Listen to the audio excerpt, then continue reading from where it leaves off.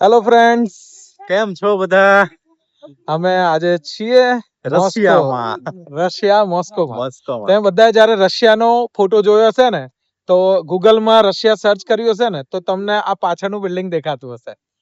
Okay, જેનું નામ છે રેડ સ્ક્વેર અને અને જે વર્લ્ડ હેરિટેજ ની અંદર સ્થાન ધરાવે છે અને મોસ્કોની સેન્ટર ની અંદર આ સ્થળ આવેલું છે.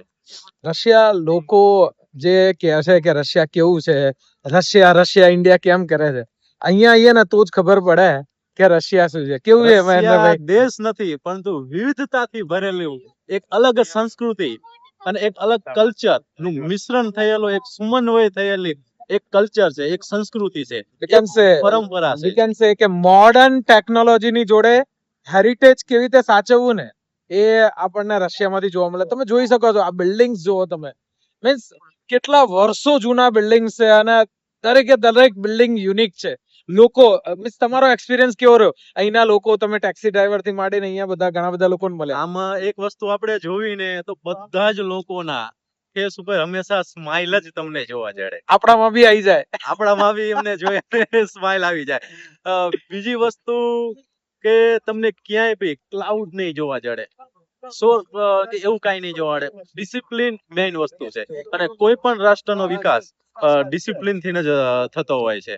ક્યાંય તમને કચરો નહીં જોવા જડે, ક્યાંય રોડ ઉપર આડાઅવળા ચાલતા માણસો નહીં જોવા જડે.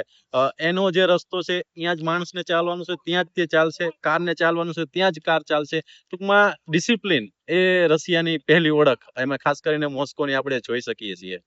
લોકો વિચારતા હોય છે કે દરેક કન્ટ્રીમાં અલગ અલગ જગ્યાએ જાય, અલગ અલગ જગ્યાનું રિસર્ચ કરતા હોય, તો ઘણીવાર એવું થાય કે લોકો કોલેજીસ અને કન્ટ્રીના નામનું રિસર્ચ કરતા હોય, અને રશિયા એવું કન્ટ્રી છે કે જે એ લોકોની સિસ્ટમનું એ લોકોનું રિસર્ચ કરતી હોય.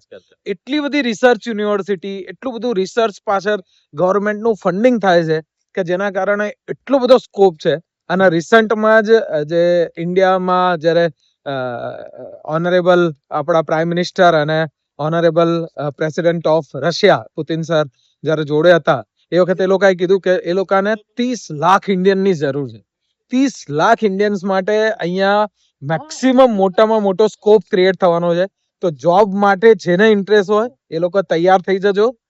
જેને સ્ટડી કરવું હોય એ લોકો માટે તો one of the best option છે.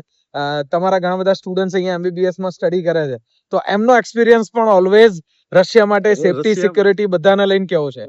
રશિયા સેફટી સિક્યોરિટી બાબતમાં વિચારવા જેવું જ નથી. એમ કે વર્લ્ડની ટોપ કન્ટ્રીમાંનું રશિયા છે સર. એટલે સેફટી વર્લ્ડની નંબર 1 સેફટી વિદ્યાર્થીઓની અહીંયા છે. અને ખાસ કરીને રશિયન લોકો ઇન્ડિયન લોકો તરફ એને એક આદરના ભાવથી જોવે છે. એક મિત્રતા આપણા અને આ બંને દેશ વચ્ચે સંકળાયેલી છે. તમે જોયું આગળના વિડીયોમાં પણ કે માણસો નીકળતા જાય ને તો નમસ્તે નમસ્તે આપણને કહેતા જતા હોય એમ. એટલે ભારત અને રશિયાનો જે મૈત્રીપૂર્ણ સંબંધ છે એના લીધે બી અધર કન્ટ્રી કરતા એક બેસ્ટ સ્કોપ રશિયાની અંદર મળી શકે છે. બીજું, અહીંયાની યુનિવર્સિટીઓની આપણે જે વિઝિટ કરી, વર્લ્ડની બેસ્ટ ક્લાસ, સૌથી મોટી યુનિવર્સિટીઓ પણ અહીંયા ગણે છે. અને મેડિકલ ક્ષેત્રનું એક હબ એ રશિયા છે. તો જેમ અમારી દોસ્તી કાયમ છે, એમ તમે પણ રશિયામાં આવો, રશિયન જોડે દોસ્તી કરો, રશિયન લેંગ્વેજ શીખો, અને વર્લ્ડની 30 થી વધુ કન્ટ્રીમાં ગ્લોબલ ઓપોર્ચ્યુનિટી માટેના અવસર, રિસર્ચ માટેના અવસર, માસ્ટર્સ માટેના અવસર તમને મળવા જઈ રહ્યા છે. તો રેડી થઈ જાઓ રશિયાની વિઝિટ કરવા માટે.